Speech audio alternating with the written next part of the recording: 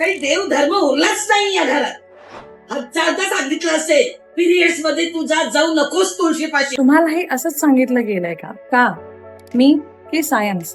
तुळशीमध्ये एक important compound असतं युजनॉल नावाचं. जे काय करतं, it increases blood flow. Periods दरम्यान ऑलरेडी ब्लिडिंग चालू असतं आणि जर तुळस कन्झ्युम केली लाईक टी किंवा तुळशीचं पान खाल्लं तर ब्लिडिंग अजून वाढू शकतं. पूर्वीच्या काळामध्ये मेडिकल फॅसिलिटीज नव्हत्या, so people followed one simple rule, prevention is better than cure.